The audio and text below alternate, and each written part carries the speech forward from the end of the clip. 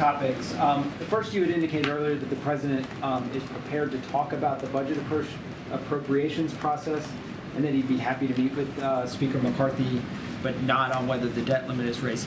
Has the White House done anything to reach out to the Speaker to begin that conversation over the budget? And what happens if he does want to talk about the debt limit in concert with that discussion? I mean, we've been very clear, Matt. We've been very clear that, and other important key programs that help Americans, put meals, make the ends meet. That's something that is not acceptable. And so they need to do their job, their constitutional duty, as you've heard us say over and over again, and deal with the debt ceiling and not put 6 million jobs on the line. So it sounds like no meeting in the works.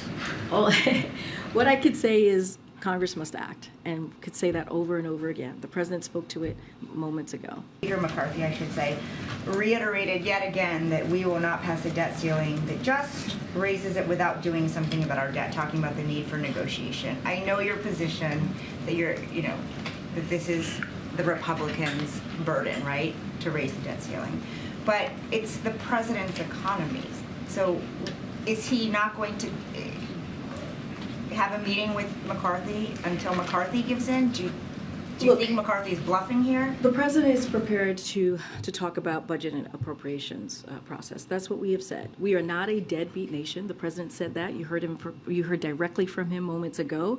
And the president said he's happy to meet with McCarthy, but not on whether or not the debt limit gets extended. That's not negotiable. We are continue to be very firm about that, to be very clear. The president, again, said this himself.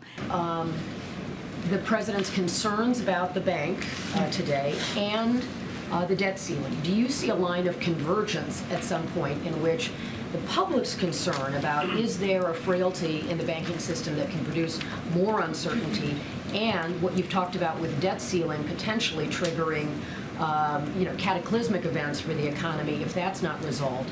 Is there a point of intersection where these two issues collide that concerns the president, and might that kind of an environment adjust his tactical strategy and how he's dealing with the speaker? I mean, look, the president is concerned. He's concerned that Republicans are not doing their job and not living up to their constitutional duty. We have been saying that over and over again. This has never happened before, and I understand. More direct engagement perhaps change the dynamic.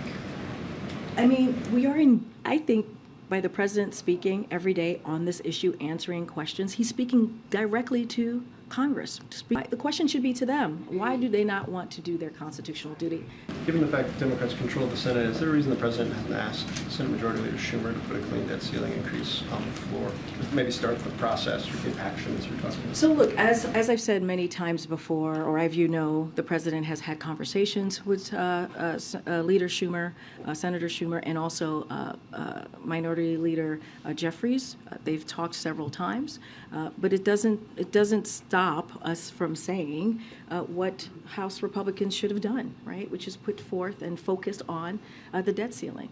As far as to your question on Leader Schumer, I leave him to the process on how to move forward with the Senate, but we've been very clear on what Congress needs to do.